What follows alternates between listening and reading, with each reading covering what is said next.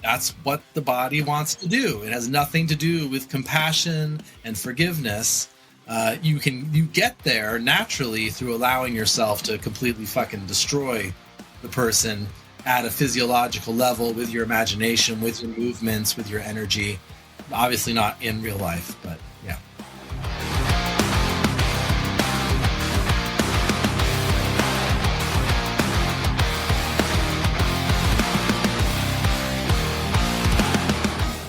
All right, it's John Wood here, the founder of Rage Heart. I'm here with the Rage Heart podcast with no growling, not this week, not right now, maybe later. This is a podcast where I talk to interesting, hopefully they're at least a little bit interesting. They're interesting to me, interesting people, and to try and get their best tips for unleashing the beast inside of us. Now, I'm not talking about money or success or fame or lifting a certain amount in the gym. That's one kind of beast. I'm talking about the health and the happiness that wild animals have, despite being in a fight for their lives every single day of their lives. Right? There's a story here, and I won't tell the whole thing, but the basic idea is that animals, like I said, they're in a fight for their life every single day, and yet they don't really get PTSD.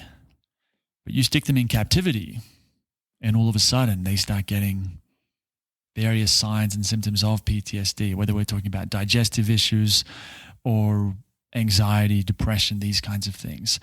So then you look at humans, you and me, living in modern society, and you look at the frequency of we call it mental health, it's not just a mental thing, how abundant these problems are.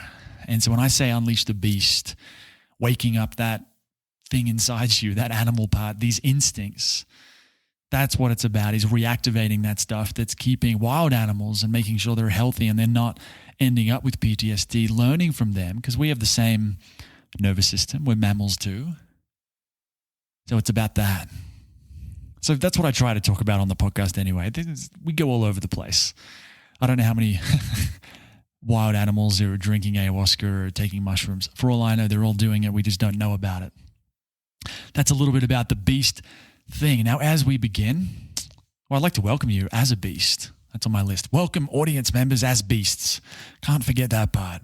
So welcome, fellow beast. And as we begin, take a moment to drop into sensation, to get out of the head. And how I teach people this in Rage Heart, just quickly, is to feel the ground with a chair, to look around the space that you're in, and to notice your breath. To start to play with these things. Instead of staying in the mind and trying to figure things out mentally, starting to pay attention to your sensations, and also balancing external with internal, which is something that I talk to Seth about today, how crucial it is to be able to do both external and internal at the same time. Okay, this is just a taste of what I teach people inside the Rage Heart Academy. So if you want to check that out, you can go to rageheart.co and sign up for the Daily Beast, the daily email newsletter, and you can find out more about this whole thing. So where to begin? This week, I just bought a Whoop. It's a bit of a weird brand name. It's like a fitness tracker. And the reason is I live in Peru in the Sacred Valley in the middle of plant medicine metropolis. You know, I drink ayahuasca 2 minutes up the road, San Pedro's 2 minutes the other direction. It's a pretty cool space. And the problem is that it's very high altitude. And so high altitude means very dry air and less oxygen. Less oxygen changes the way it affects lots of things, like the immune system, like our ability to sleep and recover. Sleep is such a big part of recovery. So if I'm going hard in the gym, I'm not recovering as quickly, and then I tend to get sick much more often here than I would, say, down at sea level. So I decided to get a Whoop. I don't know if you're into this stuff, but it's like a fitness tracker. It focuses specifically on recovery and strain. So it's a bit different to a Fitbit or an Apple Watch. They have a few different metrics that they're tracking, one of them being blood oxygen, and they have a few algorithms they use. Anyway, I'm only a week into it. I'm enjoying it so far. I'm hoping that it can help me know when to, say, go and lift weights in the gym. Maybe I can't do it every 2 days, for example, like I might say in Thailand where I'm right at sea level. Maybe I need to go, instead of 3-4 days a week, maybe I need to drop back to 2 days a week. The jiu-jitsu might be part of this too. I'm doing a lot of different things. But anyway, that's a little snapshot from the life of John this week. The Whoop Fitness Tracker and the perils of living at altitude. We're about 3,000 meters. So for the Americans, I think that's like 10,000 feet. It's pretty high up. Now, in today's episode, I've got a good friend and someone who's played a huge role in my own journey with the nervous system stuff, with this beast mode, unleashing the beast, whatever you want to call it. His name is Seth Lyon. And when I first discovered this way of working with myself, with my body, with my mind, working with the nervous system, it was through a Google search online. I was looking up TRE, which is like a trauma release exercise thing, which seemed okay at the time. But I looked that up and something called somatic experiencing. That led me to Seth's website and read this fantastic article that just explained so many things, that just connected dots. You know, when you read something and the light bulb goes off and it's like, oh, I finally get it. This is making so much sense.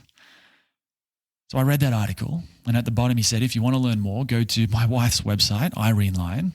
And Irene sells a few different courses on how to do this for yourself. So I signed up to one, and that was where the journey began. And like I've said before in other places, I think in less than 2 weeks, less than a week, like a week or two, I felt like I'd made more progress at learning how to feel and be with myself in 2 weeks than I had in 10 years meditating previously. I'm not saying meditation doesn't work or that it's not without benefits. I'm just saying that when it comes to working with the nervous system and this whole beast mode, unleashing the beast thing, meditation and a lot of other things that people are doing leave a little to be desired, which we'll talk about that today. I'm going to talk about that with Seth. So, and then I actually ended up working one-on-one with Seth for it was about a year and a half, and he was fantastic. So anyway, I've got him on today to talk about his journey, how he approaches this stuff, some of his thoughts about it. And I've just listened to it to edit it, and I really enjoyed listening to it. I love this stuff, and I really am so stoked, so excited to bring more of this information to the world, because most people, for some reason, don't know about this yet. And it's completely changed everything for me, and I'm hoping, I believe that it's going to change things for other people. Maybe not everyone, but if it resonates with you, this is, to me, it's next level to everything, all the other stuff I've tried, all the usual shit that people talk about. So have a listen, see if it makes sense and resonates with you. And if it does, you can learn more about it. Okay. I teach people about this too now. You can go to rageheart.co and join the daily beast, I'm calling it right now. It's a daily email newsletter. So yeah. Anyway. 2 more things. The beast of the week this week is one of my rages inside Rage Heart. His name is Sonam, and he has come through the program. And I think he was on Rage 6 or something like that. And this is just an example of just how powerful this stuff can be really early on in the process. It can be quite a long process of working with the nervous system. It does take time and effort and can be uncomfortable, but things can change quite quickly. So Sonam sent me this message one day about something that had happened at work. It was a very stressful situation. Some bad things had happened. And it was a long message, so I won't read the whole thing. But the thing I've pulled out, I'm going to read that and hopefully it makes sense. Here we go. Anyway, this is Sonam. Anyway, I was extremely triggered upon reading those messages. This is from some people at work. I think it would have been triggering regardless without Rage Heart. But my recent practice with awareness made everything seem so much more raw. All right, so what he's saying is the techniques, the learning to be more embodied and connected to himself and the nervous system, it didn't block the emotions. It actually made everything more intense. And that's part of how this can work sometimes. So he continues, I got very upset and I could feel the emotions viscerally. And I almost literally rage quit because of the rage in my heart. Nice little joke there. So he was very angry and almost quit his job just because of some stuff at work. But luckily, he says, I was able to ground myself with the orienting practice. And like I said, it wasn't a fix from experiencing the emotions. I don't think that's its purpose anyway, but it did really help prevent me from losing myself to my emotions. And I wanted to highlight Sonam's review or whatever you want to call it story here, because it highlights an interesting thing, which is learning to work with the nervous system, learning to feel.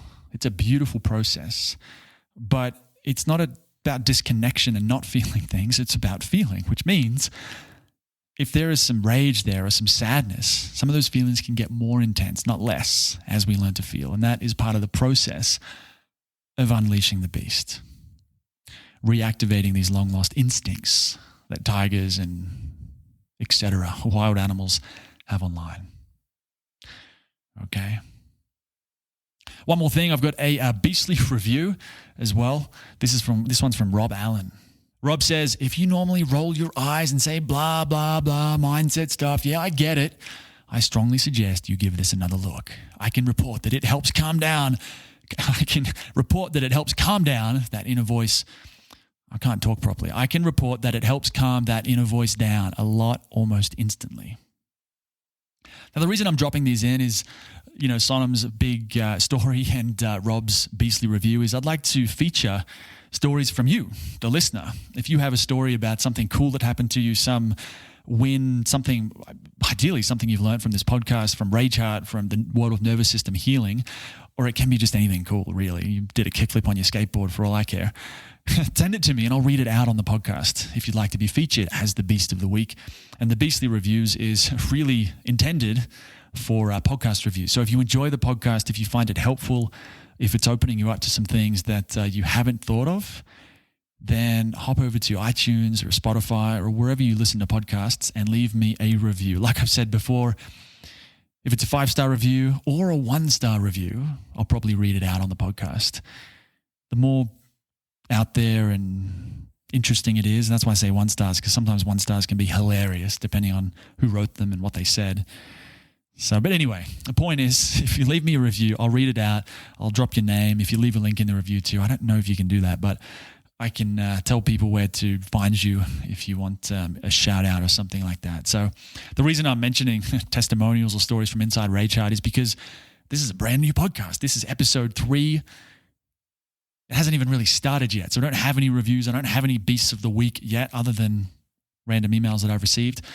So in the future, if you keep listening, if you're enjoying this, please send your beast of the week stories and leave some reviews inside the podcast platforms. It really helps me get the word out about this stuff. And I really want to get it out there because this has changed, like I said, everything for me, and the world needs to know about it.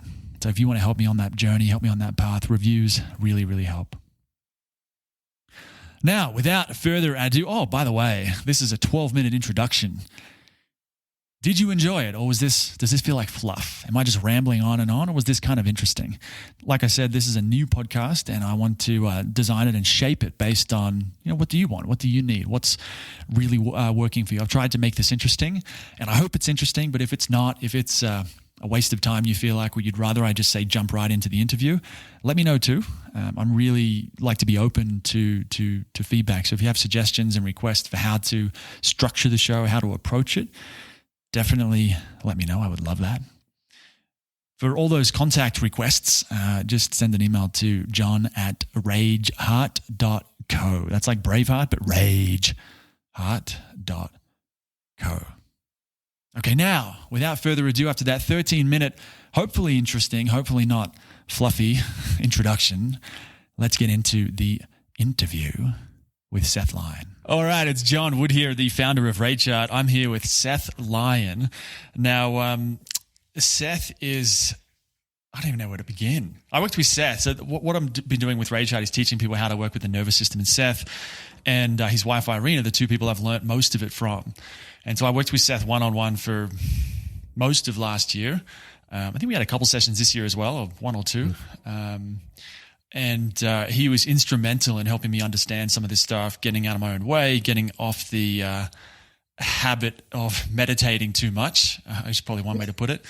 Doing too much plant medicine even, I think, was a thing as well for a little while. And so it's been a really fantastic journey. He's helped me just massively. So has his wife, Irene. And I wanted to get him on just to hear a bit more about his story and what he's been through, because he's been on, his own journey with this stuff and meditation, a whole bunch of different things, and he's got a lot of wisdom to share. So that's what we're going to talk about today. Seth, what's going on, man? Oh man, not much. Just living the life up in Vancouver, British Columbia right now. It's a lovely late fall day, and things are going well. Nice, man. Well, Let's we can just get right into it. I'd love to hear, or I reckon people like to hear where, we've got the before and the after. Let's start at the before of like, what was life like before you found all the nervous system stuff? Where were you? What was happening? Gotcha. So yeah, it is a really good, interesting arc that I went through, because I think I explored things that many people are exploring nowadays in their quest for healing. So I can really resonate with a lot of people's paths these days. And it seems like some of the biggest things that people are getting into are meditation and plant medicines, which I fully got into in my 20s. So for me, it started with essentially having a desire to unplug from the mainstream. Even though I didn't know anything about trauma, I didn't really understand at a nervous system level, in a detailed level, how the world can be really problematic, our industrialized world, but I could feel how I didn't like it. It was more, I didn't understand exactly why it was impacting me in the way that it was, but I knew I didn't like it. I wanted to get out of it. So I had this trend of going towards the counterculture after college. And I started working at this hot springs resort that was off grid in the middle of the woods, and met all these hippies, and I was one of them, and getting into, of course, all sorts of different plant medicines. Cannabis was a big one, of course, but then mushrooms and LSD, psychedelics.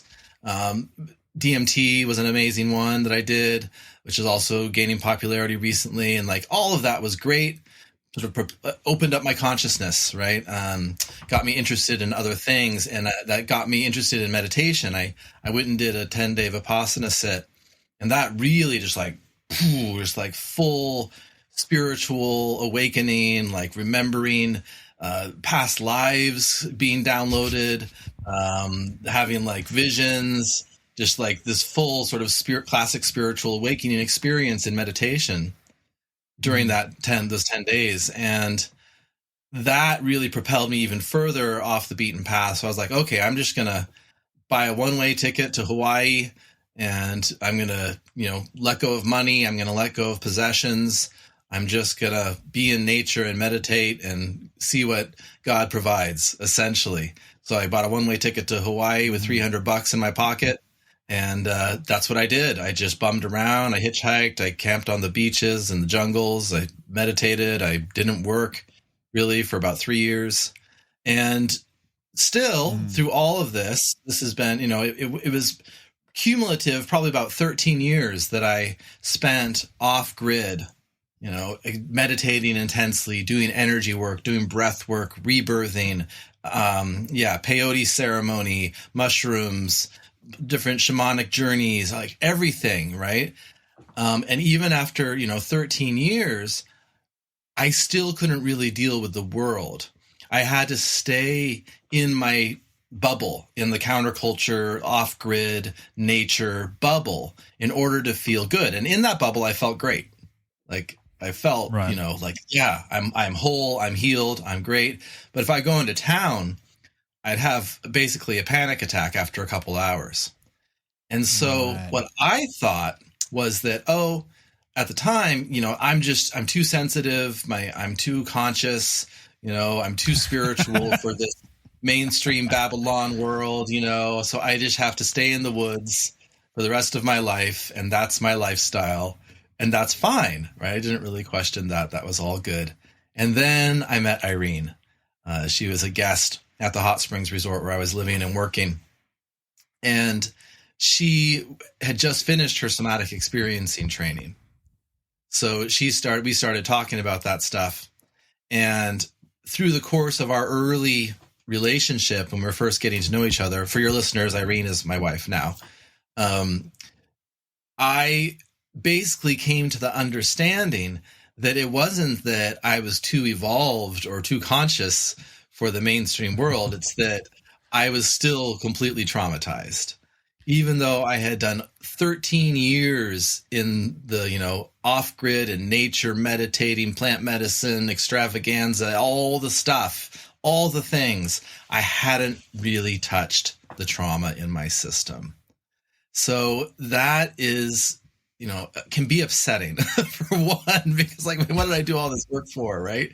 And the thing is, all the work that I did prepared me really well for actually doing the trauma work, because some of the things that are essential are like, being able to track sensation, feel your body at a fine level, be with emotions that come up, allow them to express. And I had gotten into like emotional expression and making sounds and primal movement and Vipassana. Excuse me, I just inhaled a piece of my breakfast there. An old meat porridge. Flying out. It'll get you. Meat porridge. Yeah. So the Vipassana had really trained that ability to sense at a fine level. So I had that. I had all these tools, but I didn't know how to apply them in a way that would actually lead to healing at that deep nervous system level. So that's what the other work brought. I'm really curious, because I think other people are going to be curious about this too. Of, we've got all these other techniques for Vipassana meditation and breath work and rebirthing, and they're all there. Why do you think these things don't work? Like, because obviously you're saying the skills are useful, they do help people, but why do so many people do them? Why were you doing? Why did you do 13 years of them, but they weren't really doing, I guess, what they were intended to do or what you wanted them to do until you found this the nervous system stuff? What was missing? So the thing is, all those tools are great. The thing is, none of them are really made for healing trauma. They're really, those tools are meant for expanding consciousness. Meditation, plant ceremonies, energy work, all of these practices are meant for expanding and deepening our consciousness, our connection to self, our connection to the universe. And they're not so good on their own for working at the nervous system level, because what isn't taught in any of these practices is, one, it's not just about connection to the inner world. It's about connection to the inner world in the context of the environment. That's one of the huge pieces that is missing from all of these practices. Pretty much all of these practices, you'll have your eyes closed, right? You'll be very inner, you're tracking, you're doing stuff on the inside. But trauma doesn't just happen on the inside. Trauma happens in connection to the environment. So if you can bring this, you can have this very deep practice, but if you're not connected to the environment, it's like you're in a vacuum. Right? So that's one of the biggest pieces, that when it comes to working at the nervous system level, it's about the body, mind, environment connection. All of those things working together in our awareness. Another thing that they don't, go ahead. I was going to say, this has been something that's coming up for me lately, as in my own practice with this, but it's this, Irene talks about it all the time, probably has forever, but it only really okay, that makes sense now. This idea of feeling what's going on the inside while seeing what's going on in the environment, while hearing it, sort of having this external, internal thing at the same time. This is what you're talking about, right? Instead of just being purely internal or purely external, it's learning to connect and integrate them together. That's exactly it, man. It's having that internal awareness at the same time that you feel your butt being supported by the chair, or you feel the ground under your feet, and you see, the environment around you as you're feeling internally. Still here, just shutting that window. There's a bit of wind coming in. Right on. So that's a huge piece that is missing from most of these practices that people are exploring. It's not just about going in. It's about being aware of what's happening inside in the overall context of what's happening around you. So another really... It seems like... Sorry to cut you off again. I mean, it seems like when I practice with this stuff, it's like the energy integrates or locks in more in a healthier way when it's balanced with the external. If I shut my eyes, there's this tendency to... It's like I'm zipping off. I'm sort of there, but I'm not fully there. It's very easy to disconnect without even realizing that I'm disconnecting. With my eyes open, I don't know. It's like I can't do that. I'm somehow connected or anchored or locked into the body. That's right. Much more solid. That's I'm really glad you brought that up, actually, because what happens is, and this is a bit of a rabbit hole, but to understand why just going internal doesn't touch trauma a lot of the time, we have to understand the nature of the most of people's trauma in the Western industrialized world is early developmental trauma.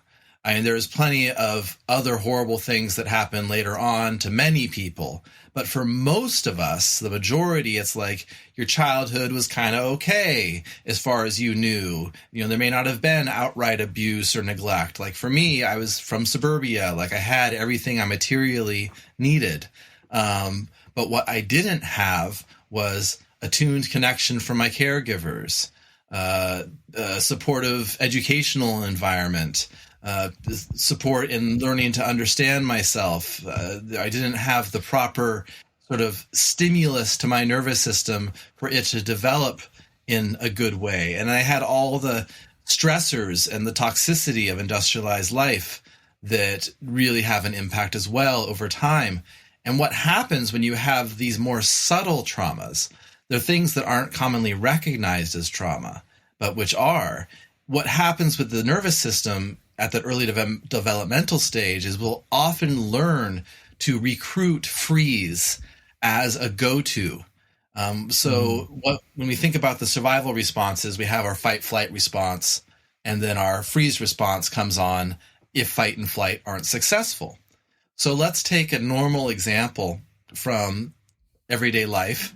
This is thankfully getting less common, but it's still really common that parents are told, you know, when your baby, you're trying to get your baby to sleep and they're crying, you just leave them alone and let them cry it out, and then they'll just go to sleep. And then they'll learn how to be comfortable with their emotions, essentially, is the lens of that, which is absolute bullshit. That's not at all what's happening. What's happening is a baby doesn't really have emotions. Emotions are learned. A baby has sensations. It has this direct physiological experience without context because there's no knowledge yet. What happens through the process of attunement with a caregiver is a baby starts to learn, oh, these sensations mean this, or these sensations mean this, or right. They start to understand that certain constellations of experience represent emotional states. It's learned. So when a young baby is in distress and crying, it's not because they're emotionally, it's not because they're emotionally upset. They're not like having an emotion they need to get out. It's because they need something physiologically that they're not getting. They're in real distress. So if you leave a baby in that state, they will go into sympathetic activation. They will go into fight-flight mode. But as a baby, you can't do those things. You can't fight or flee. All you can do is cry more and more intensely. You can contract around the abdomen. That's about it in terms of what you can do with that energy. So what happens? The system goes into freeze. The baby shuts down, and they go to sleep, right? But essentially they pass out. They go into shutdown. So there's this perception that, oh, baby's crying itself to sleep and isn't that great? No, your baby is going into intense distress and then passing out due to the shutdown response. So when that happens over and over and over and over, the system eventually says, screw this fight flight thing. This is way too much energy. I'm just going to go directly to freeze because I'm not getting what I need. I'm not going to waste the energy of going into all this distress. And then you have that good, quiet baby who doesn't cry, but they're in shutdown. So this kind of thing, this is just one example. This can happen from early surgical experiences. It can happen from traumatic births. It can happen from chronic stress in the environment if mom and dad are chronically stressed. There's many ways in which a young developing system will learn to go to shutdown automatically. And when that gets refined over time, it's called functional freeze. And what the practice of closing your eyes and going internal and getting very quiet, that for so many people, they will be going into freeze without knowing that that's what's happening. And when it's functional freeze, it can feel like Zen. It can feel like I'm just so calm and I'm so at peace. But yeah, that's because your system is shut down. you're in freeze. So that's one of the biggest reasons, like you say, when you just go internal, you can kind of like, you can kind of disappear into yourself. And that's because our systems are very often entrained to go into freeze. So that's just a major point as to why it's so important to have this ability to be connected to the environment at the same time. Mm-hmm. And it's, I mean, one thing that's been surprising to me is, you hear about freeze and it's like, oh, it's this big shutdown shock thing. It's going to be really obvious. But it seems, in my experience, is it's very subtle. Like I can shut my eyes and I'll be thinking about something, or I'm daydreaming. Like that's all part of it. It's like I'm no longer connected to my sensations. I'm no longer feeling what's really happening. I'm lost in some story. I'm thinking about something. That's a form of what you're talking about, isn't it? Exactly. Yeah. Yeah. No, what happens is those survival responses developed in mammals that didn't have a neocortex. So at the pure survival level, they are very big and obvious. Like if a gazelle is being chased by a tiger, it's obviously going to go into fight flight mode. It'll kick, it'll run, right? And then if it gets tackled and it goes to the ground, boom, it'll just go limp, totally limp, like total shutdown, right? Like possum, say, people say playing possum, a possum looks like it's dead. That's a survival response going into freeze, right? It's obvious. But the thing is, we have a neocortex, and we have this ability to use these survival responses in these tricky, subtle, refined ways because of the complexity of our higher brain. So yeah, it can look a lot more just like spacing out, daydreaming. I mean, there's a place for that for sure. But if that's what you're doing when you're actually intending to be like engaging with yourself, which I think happens a lot, people are actually end up just sort of spacing out or dissociating. You're not going to be getting anything done. And so that certainly was my experience, right? I mean, I thought I had this great, deep, amazing meditation practice, right? But it was just reinforcing my freeze response. That's all I was doing. And it felt very spiritual, right? So, yeah. I think at this point, one thing that came up as you've been talking, you've used trauma a few times, and I obviously know what it is because I've been through all this with you and Irene, but I think a lot of people, trauma to them for a lot of people, it means the event, some crazy big thing that happened. But in this whole nervous system world, it means something different. So can you explain a bit more about when you say trauma, what are you actually talking about? You bet. Yeah, when we talk about trauma, we aren't talking about the event per se. We're talking about what happens inside the person as a response to an event. Because the thing is, the same event can have vastly different impact on two different people based off of their wiring, their history, everything that they've been through, their capacity, their personality. Two people could get into the same car accident in the same car, and one of them could be absolutely fine, and the other could end up completely traumatized. So it's not the event. It's what happens inside the person as a response to the event. And specifically, what we say trauma is when your survival responses become activated, your fight, flight, or freeze responses become activated, and then they do not deactivate. They stay on. They stay stuck in the system, and that's trauma. So, a classic example, if you think at a very obvious level of, say, PTSD, is the tick. Like, that's like someone who just, they can't stop doing that. It's an automatic tick. That's a very classic, something like, or in the eyes, right?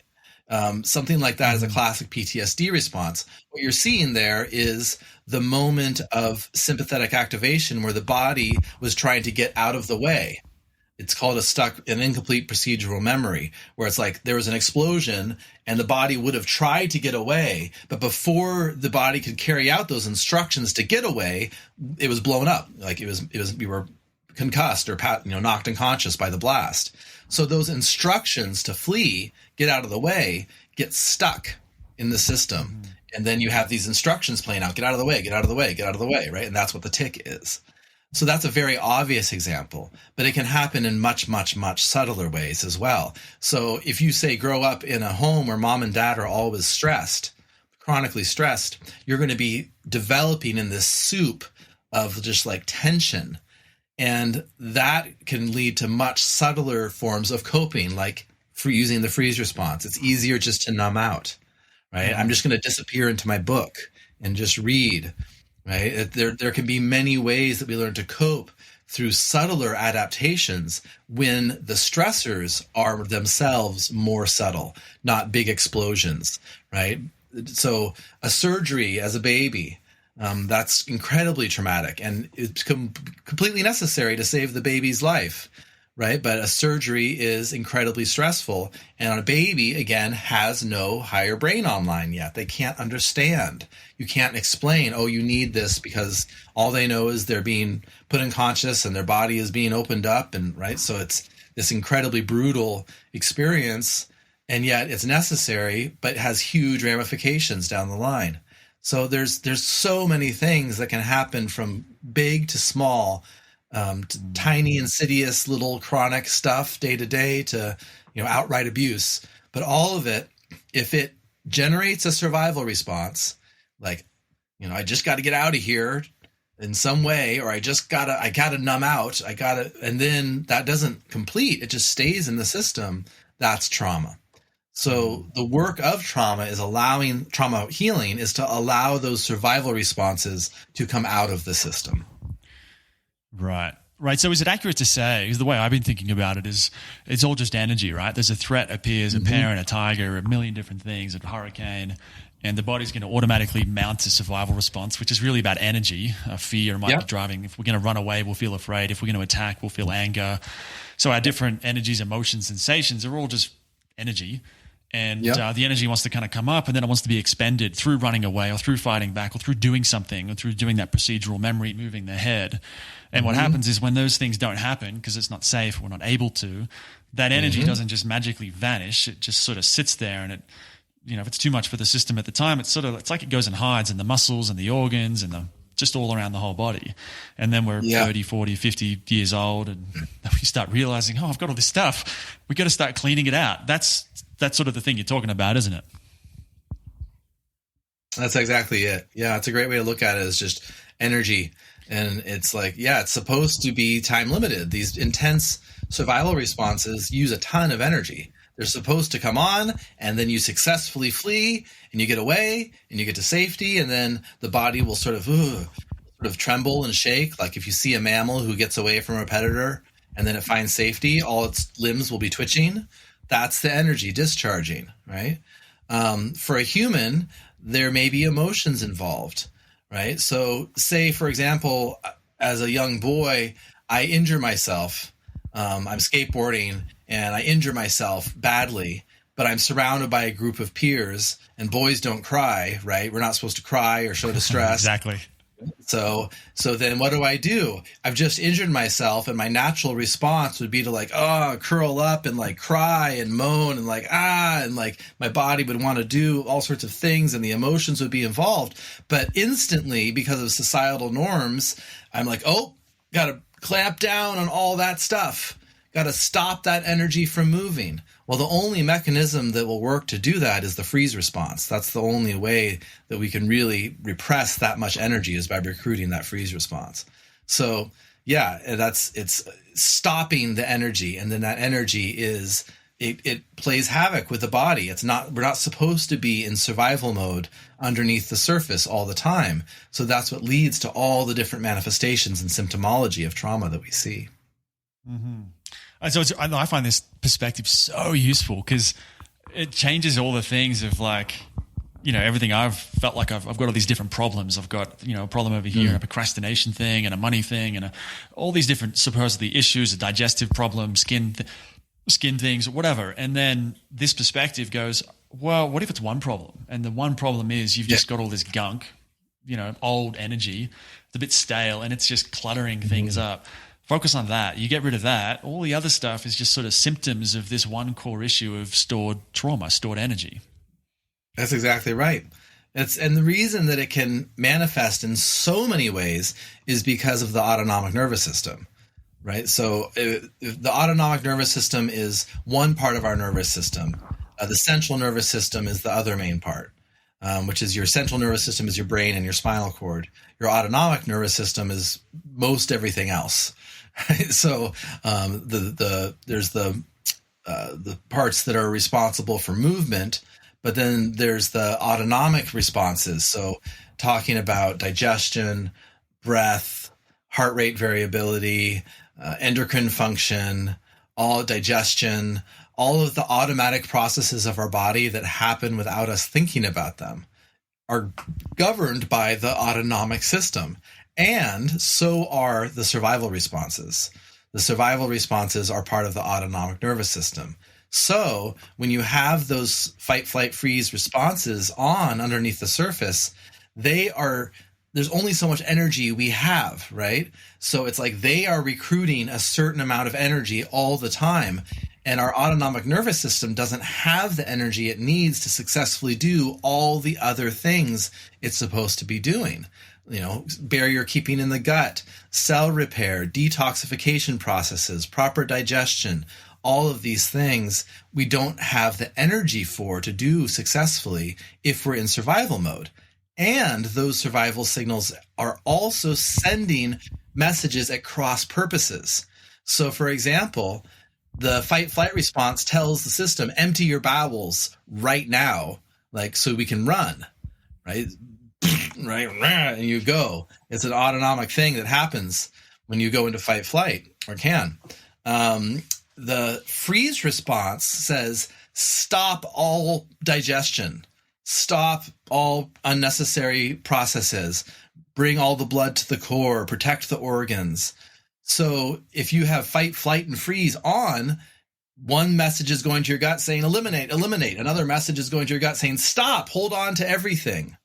And then you get things like irritable bowel and Crohn's and all these digestive issues, alternating between diarrhea and constipation, all because you have this cross messaging going on. Same thing can happen with heart rate variability. That's why you have things like POTS, where someone stands up and then they pass out, because that little sympathetic spike trips the freeze response, because these things are on already. So all of these various symptomologies that we can see, autonomic disorders, skin problems, fibromyalgia, as well as the emotional things, anxiety, depression. There's so many ramifications that at first may seem like different separate things, and Western medicine tries to address them that way.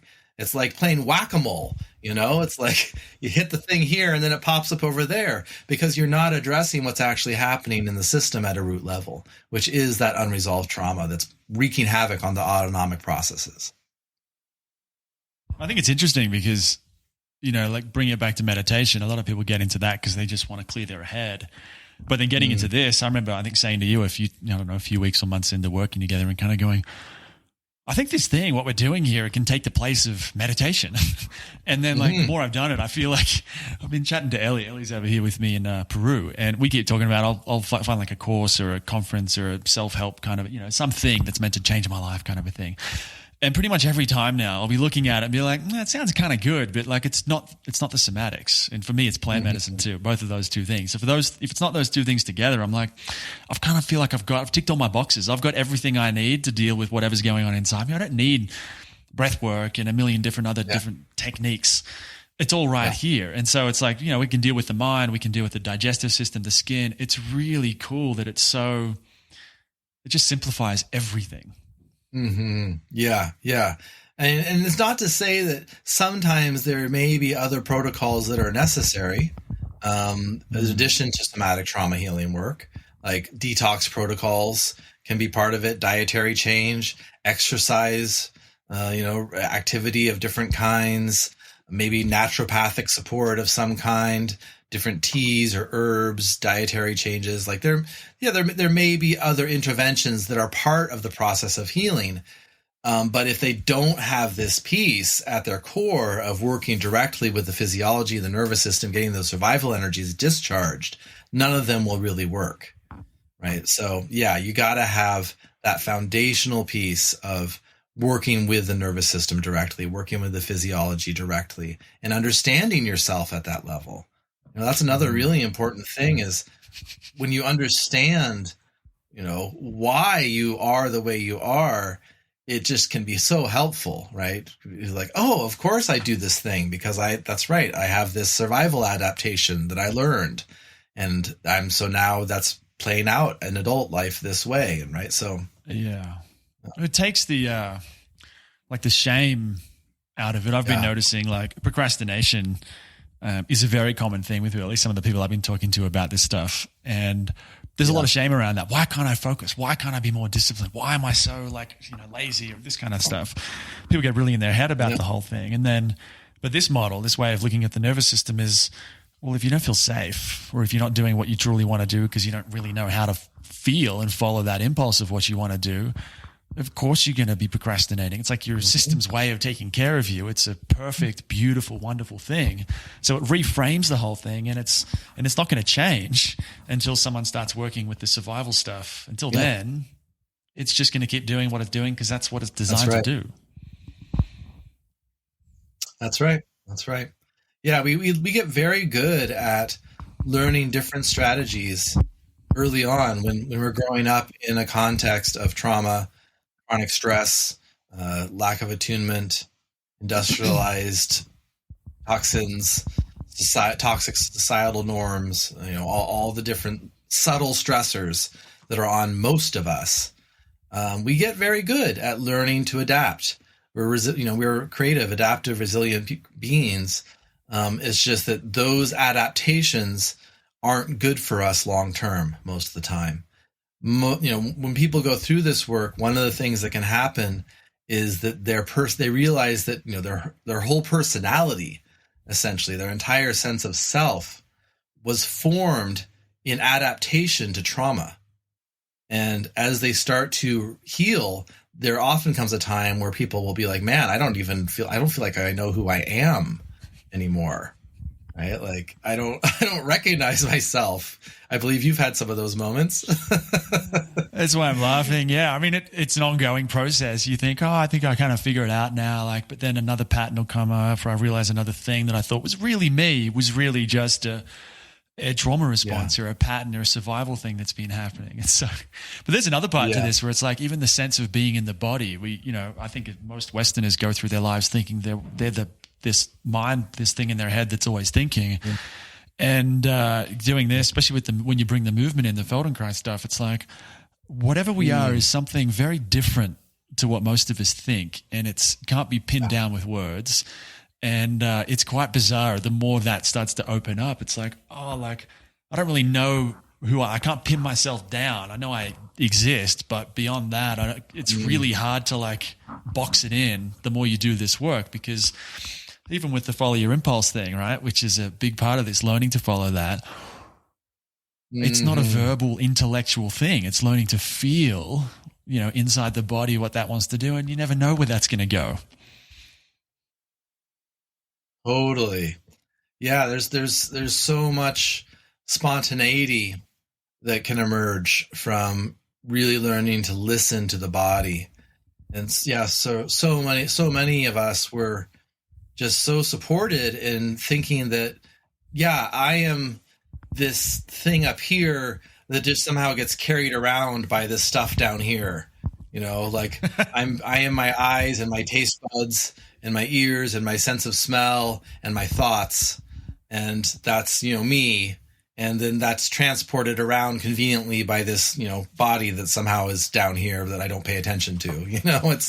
It's very much how we're encouraged to live. And when you start really being able to feel your entire being, one thing that you start to understand is that your mind is a lot more than your brain. It's a lot more than your brain. So the gut is that's the first brain. Some people call it the second brain, but it's actually the first. It's what senses often the environment before this brain up here. There's the nerves that travel between the gut and the brain. I believe it's 80% of them are afferent. I mean, they're traveling signals from the gut to the brain. So 80% of that communication highway is going from the gut to the brain. The gut is giving the brain information about the world around it, right? So how powerful when you learn to listen to that intelligence directly. And that's a lot of what the following the impulse is about. The impulses tend to come from the gut. They tend to come from that first sort of primal intelligence. And then the fascia is also a form of consciousness intelligence that we're just starting to understand. It really is its own form of nervous system, the fascia system. It's fascinating. And it has its own perception of the environment. So, when you're a kid and say you walk into a room and all of a sudden your gut is just, because there's people in that room who are like, they hate each other, but they're not saying anything, or, there's all this hostility on the surface, or maybe it's just a bad vibe, and when you're a kid, I think a lot of us experience that, like your stomach starts hurting. Well, that's the fascia constricting. It's sending a danger signal saying this is not a safe place. So there's so many forms of intelligence and consciousness that we have access to that are so much more than what's in our brain. So all of that richness of information comes when you start learning to listen to all of these wonderful organs and tissues that we have in the rest of our body. And then, people talk about following your gut. Like, this is the classic. Everyone says this. I don't know how many people either do it or know how to do it. But what I found great about this way of working with the nervous system is it's like, finally, like people say, like, get out of your head, or like follow your gut, trust your intuition, like these kinds of things. But no one ever really explains how to do it. Well, they didn't, in my experience, until, I discovered you and Irene in this whole nervous system world, where it's like, well, okay, here's exactly how to do it. Here's the step-by-step technical manual for how to actually feel your body, tune into the fascia and the gut. It's like, now someone figured out how it actually happens, which is really fucking cool. Yes. Yeah. No, we have to learn how to do these things. I think, as we evolved over millions of years, these were things that we were innately connected to because our development was proper, right? We were in a tribal society. We were, when we were born, we're probably skin on skin contact with our mom a lot. The mom would wear the babies most of the time for a long time. Right? There was proper attunement, development.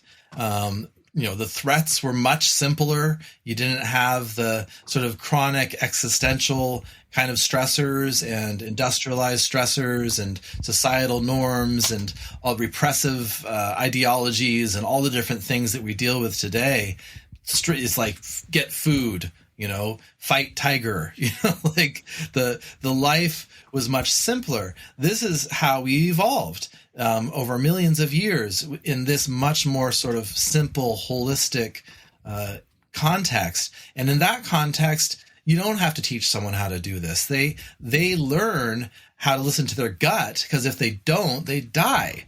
Like that's how the early hunter knows the tiger is nearby, is the gut tells them, right? So, and all of those things develop naturally in the right context. But because we've become so far removed from that natural context, now we have to learn. Like take any random person pretty much from our Western industrialized world and drop them in the middle of the jungle and say, here you go. Here's a sharp stick. They're not going to survive. They're not going to make it. So because we don't know, there's all sorts of practical stuff we don't know as well, right? Of course, survival skills. But if you don't know first and foremost how to listen to your body and its innate wisdom, you're not going to make it. So we have to teach people how to relearn how to learn, how to relearn how to listen, how to relearn how to be in interface with the world and themselves.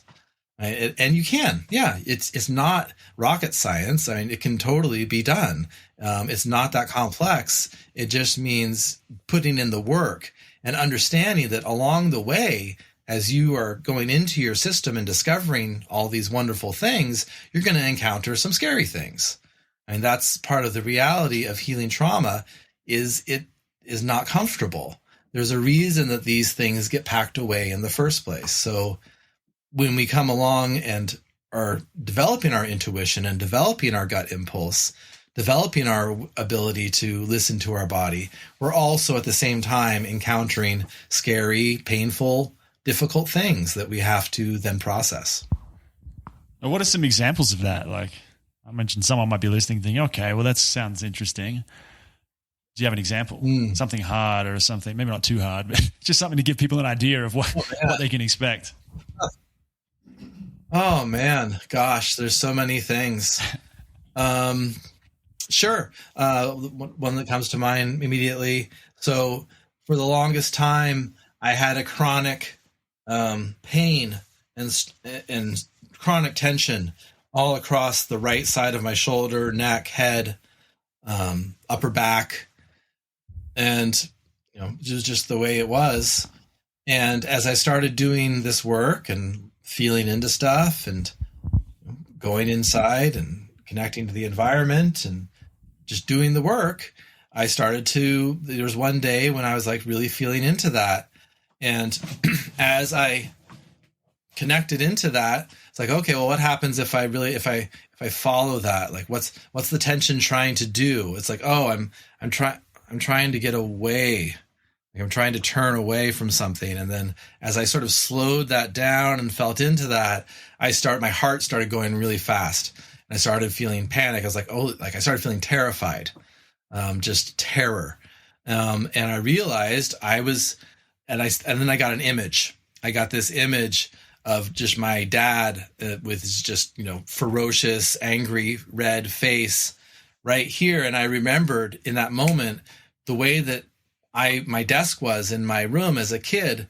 My dad would come in through the door and yell at me while I was like trying to do my homework or something. He'd be screaming at me right there, right? And so all of that just over the years, just trying to get away, and all the fear and tension, like that was all locked up in those tissues and in those instructions to get away.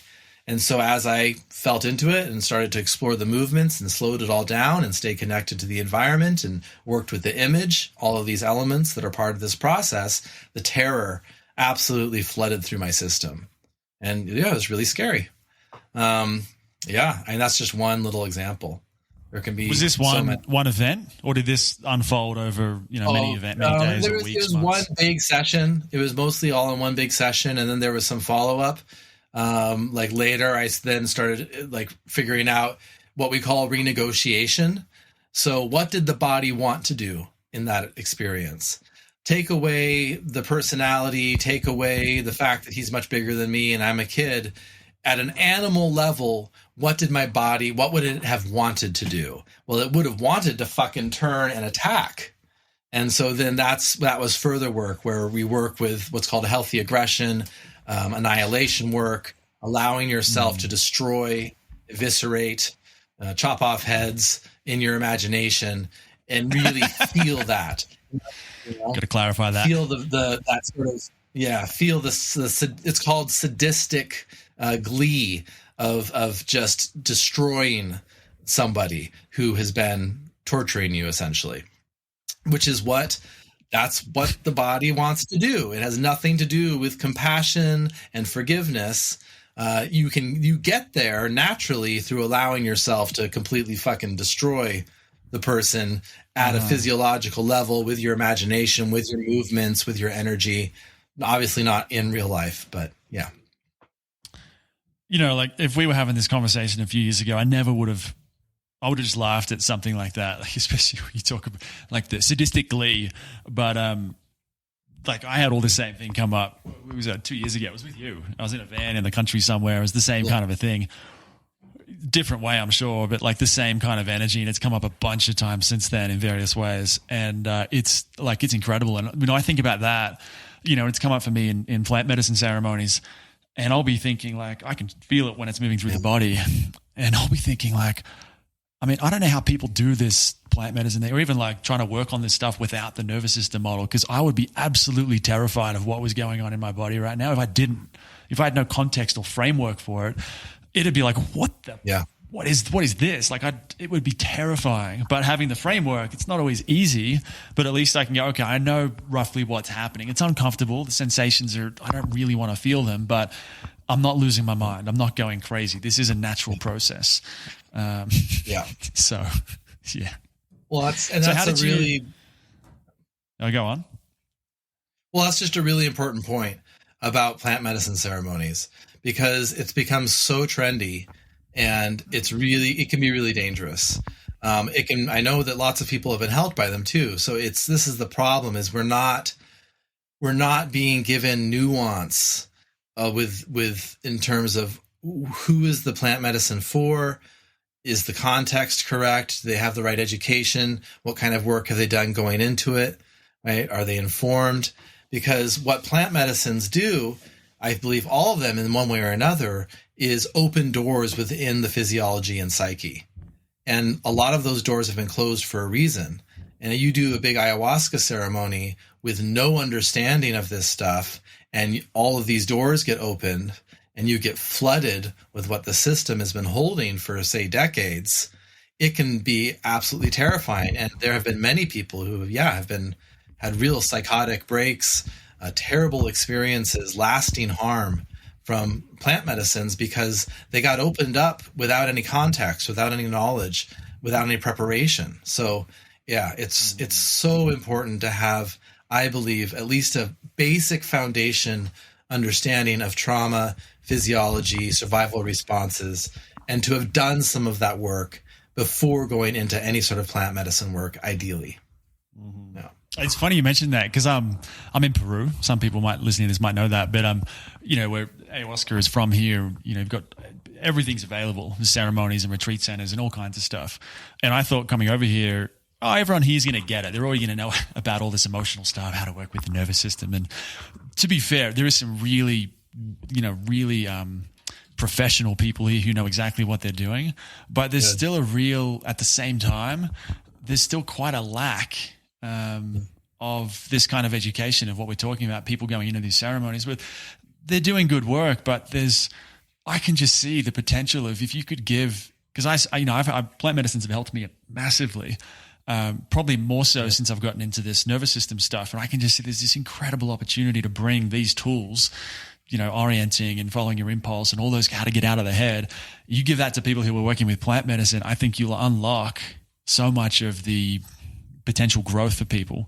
But it's a process. That's what's inspired Rage Heart is me going, we got to give this to people. We need these other people, So if you want to learn more about Rage Heart and how it can help you use these different techniques to have smoother psychedelic journeys, easier and bigger breakthroughs and faster integration, or hey, if you just want to use these tools to regulate your nervous system and unleash the beast inside you and just be happier and healthier than ever before, go to rageheart.co.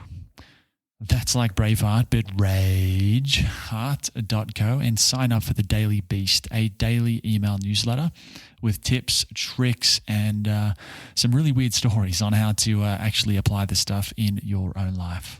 Yeah, no, I mean, being able to understand what's happening inside you it takes the fear away, essentially.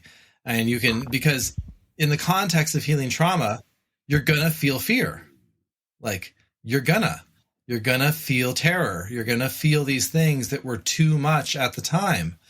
And if you're prepared for that and you have tools for knowing how to work with that, it's healing. And something like ayahuasca or mushrooms or some other form of psychedelics, they may show you your fear. That happens a lot. That's a common thing, is that what you've been afraid of will be in your face.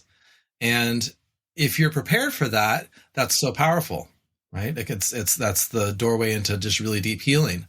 If you're not prepared for it, that's potentially the doorway into psychosis and really, really bad things. So it's an important discussion that I hope starts getting talked about more. Seems to be what happens with the West, is they discover something from some other culture and it becomes commodified very quickly. It happened with yoga, right?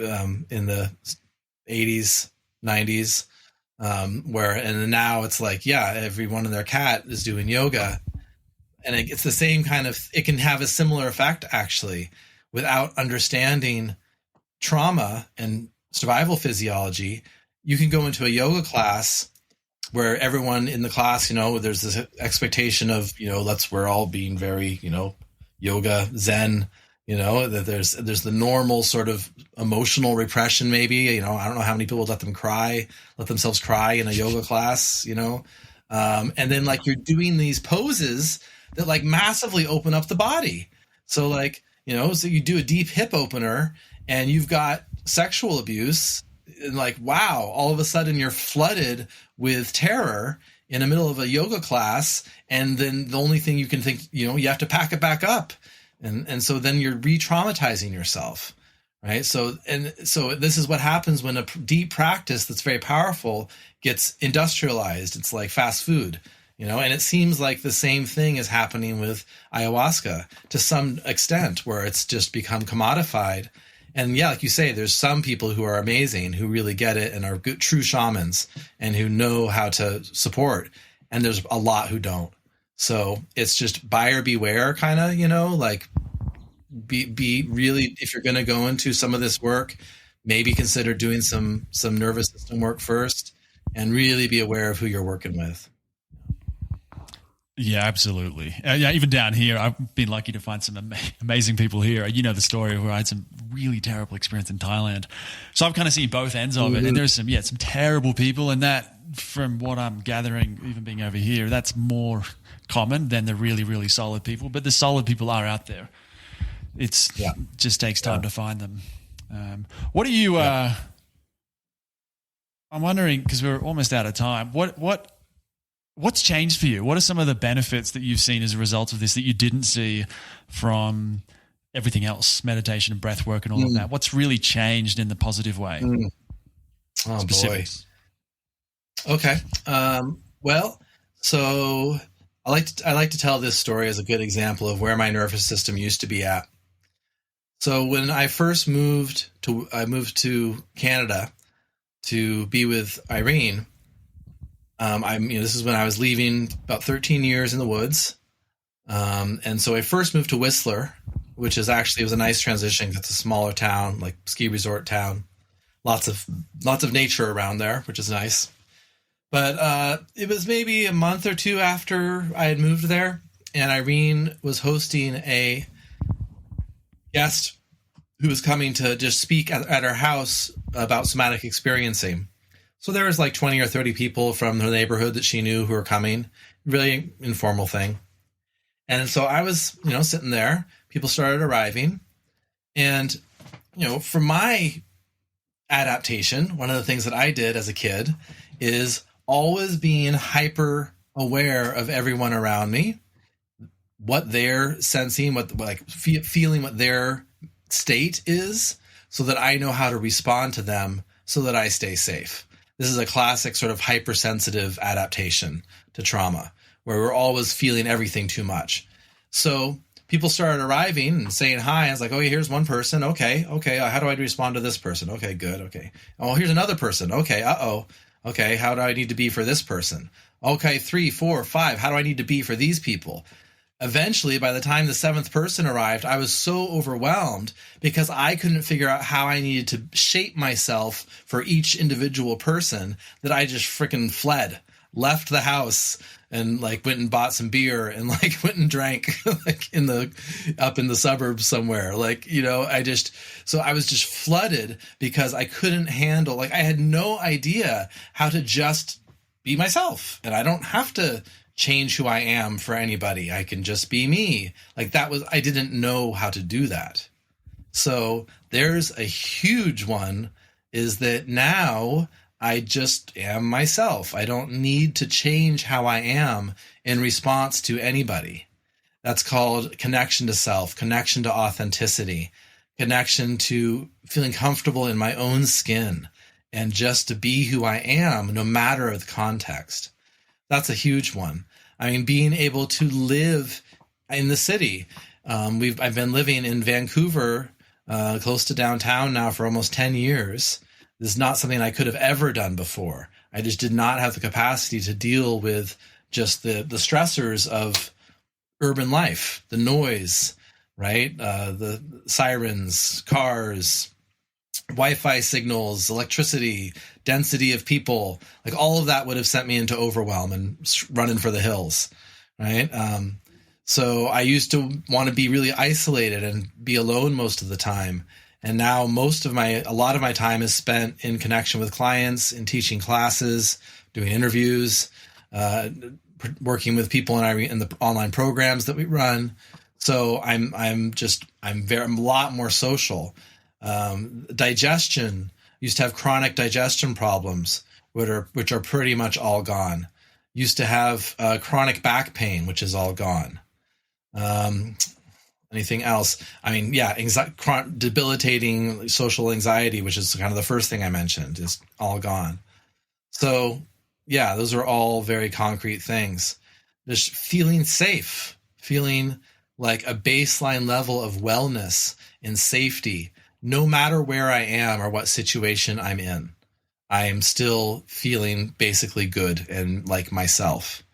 Right? So those are all, examples of things that have changed. Fantastic. And how long? I can imagine people are going to be thinking, well, how long does this take? Is this like a 8 weeks and you're done thing, or are we talking a little bit longer than that? No, it's different for everyone. I had really complex, layered early developmental trauma, and then a lot of big traumas on top of that after, all growing up. So I had a lot of layers and complexity. For me, it took about 7 years of consistent work to get to this place. It was about after 7 years of work that there was this one day where I was taking a nap. I used to be hypersensitive. That's another thing. I used to be hypersensitive to sound. If there's any sound in the environment, I couldn't sleep. I would go into a rage, or I'd be just completely pissed. And there's this one day where I just fell asleep in a nap for the middle of the day. There's construction outside. Irene was walking around upstairs, footsteps, walking around. Just fell asleep, no problem. And I woke up. I was like, holy shit. Okay. I feel safe. My physiology feels safe, no matter the stimulus that's going on. And that was about 7 years. So it depends on your history. It's not unusual for it to take many years. That is, it's not a matter of weeks, definitely for anybody. Say someone had really good, attuned, caring, present parents that totally supported their authenticity and were there enough such that they had good early wiring and were really resilient, healthy, regulated people. There are some of those, not very many, but there's a few. But then say that healthy, regulated person got into a bad car accident or was attacked, experienced some kind of big trauma later in life. If they had a really solid early foundation, then a couple months of work might do it. I've had one client like that. I've had hundreds and hundreds of clients at this point. Of all of my clients, one has been like that, where they had a healthy upbringing and they had a shock trauma later in life, and it took maybe 6 sessions and they were all better. But that's just one. The rest, you're looking at least a couple years, maybe 5 years, somewhere in there. It takes time. But it's worth it, in your opinion. Absolutely. And I don't want people to think that it's it takes that time to feel any better at all. There's changes all along the way. I started having significant changes just after, within the first year of work in terms of understanding myself and feeling better and not so afraid. So, there's good improvements that can happen all along that trajectory. But when we're talking about fully restoring regulation, that's what it comes down to, is your nervous system is working properly the way it's supposed to, in flow. You don't have to do anything to make that happen. It's just that way. You don't have to do anything to regulate yourself. You're autonomically regulated. That takes time. Yeah. Mm-hmm. But it's... I've been going for 3 years. It's really I feel like I'm still going, so... Yeah. No, it's the only work that's really worth doing. In my opinion, everything else is secondary at this point for humans. It's we're not going to get to the next stage of human evolution until humanity discharges its survival energy. The current system depends on everyone being in survival mode. It would not function if people were not in survival mode. People wouldn't do it. So the paradigm shift starts in here. It starts inside each human coming out of survival and realizing, you know what? I don't want to participate with that toxic system anymore. I'm going to do this thing, which is actually why I'm here. That's another thing that happens is as you do this work, you very often will discover what you're here to do, your true purpose, what your calling is. What are you really supposed to do for work? Who are you supposed to be in relationship with? There can be a disintegration of the old life because, like I said, our likes, our dislikes, what we think we should do for work, who we think we should be married to, our friends, all of these things, for most of us, were developed in the context of adaptation to trauma. So there can be a disintegration that happens, and then of this sort of blossoming from a different place where you realize, oh, I actually want to do this. And what's really interesting is how magically those things then kind of seem to unfold. It's like the universe, I think, inherently supports wholeness and health and healing. And as you get on that train, it will support you because it's what organically wants to happen in each human and in the universe, I believe. Fantastic. I mean, it's magic. Like I've seen it in my own life. My sister's into this as well. My cousin, everyone who seems to get into this way of working, whoever they happen to learn it from, it can take some time, but things just start to shift. Often I've had things start shifting without even really trying that hard. It's just ideas start to flow, opportunities start to come in. The whole life starts unfolding in a totally different way without really trying so hard to make it different. It's like the whole trajectory just shifts on its own. Yep. So that's right. You get into more of a flow state. And you start learning to listen, right? You listen to your intuition instead of listening to your survival energies. It's like it's just everything changes. Everything changes. That's a fantastic note to end on, I think. So let's wrap it up here. But before we go, people are probably going to be wondering what to do next, or where to find you, where to learn more about you. So where would you, if people do want to learn more, where would you want to send them? Where should they go? So if they want to learn more about me, just go to my website, sethlyon.com. Pretty simple. I don't have availability to work with people one-on-one anymore. My practice is too full, and I'm also shifting away from private practice and starting to teach more. So I can't work with people one-on-one anymore, but I have a lot of articles that people might like on my blog. I've got a link to, I'm also a musician, composer. I've made this album of sound healing music that supports nervous system health. That's on my website. There's a little sound healing tab. So that's me. If people really want to get into this work, I actually think they need to check out Irene.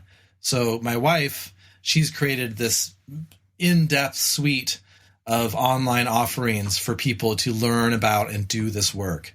So I would say start with her YouTube channel, Irene Lyon on YouTube. She's got hundreds and hundreds of videos. Just browse, see what interests you, watch some of her videos. If you want to start doing the work, go to her website, irenelyon.com. Go to the free resources section.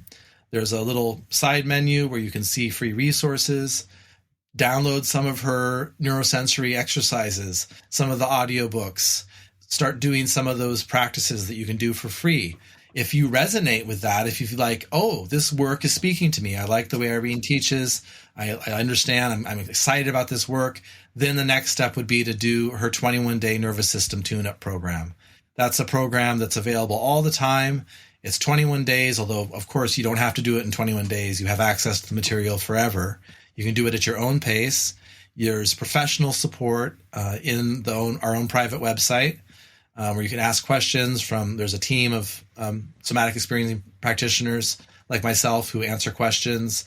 And that program, the 21-day nervous system tune-up, is a really good baseline for getting the full nervous system physiology education and your foundational starting practices to start working with your system. And actually it's interesting timing. I'm not sure when this will go out, but this weekend is a Black Friday, Cyber Monday kind of sale deal. So it'll be on sale the next 4 days or so. That's just a really good way to start. Awesome. I mean, I've read tons of your articles. They're fantastic. That's actually how I found all this stuff originally. I was searching Google for TRE and somatic experiencing, and then it led me to you, which led me to Irene. So amazing articles, amazing music too, actually. I've listened to that album a bunch of times now. So I definitely recommend people check that out. Irene's fantastic. So is Seth. So I'll have links to all of that in the show notes at rageheart.co.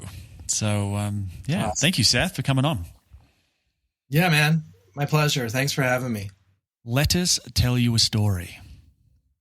After my walk this morning, I found a ginormous pile of lettuce leaves in the kitchen. They were picked, washed, and they were now drying on a big tray. When I just shut my pants, saw me looking at it, she told me Sean brought it back from Chase's after Brazilian Jiu-Jitsu this morning. Chase and Anna have an awesome vegetable garden beside the Maloca where we drink San Pedro and choke each other unconscious. According to I Just Shut My Pants, when Sean came in after BJJ, he was shocked to discover that neither I Just Shut My Pants nor I ate lettuce. What? You don't eat lettuce? He shouted at the top of his lungs before throwing a turquoise plate at the wall so hard that the wall shattered instead of the plate. Exactly, Sean. I Just Shut My Pants replied with guru-level serenity, apparently unaffected by Sean's lettuce tantrum. To us, it's a nothing vegetable. No calories, no taste, and absolutely no idea how to dance salsa. We probably burn more calories chewing it than it contains. What the... This is one email from the Rageheart Daily Beast. If you'd like to get the entire email, get other emails like this, funny stories, tips and tricks of how to use the nervous system stuff in your own life, go to Rageheart, that's like Braveheart, but rageheart.co. And visit the homepage and put your email address in and sign up for the Daily Beast, and you can get more emails like this.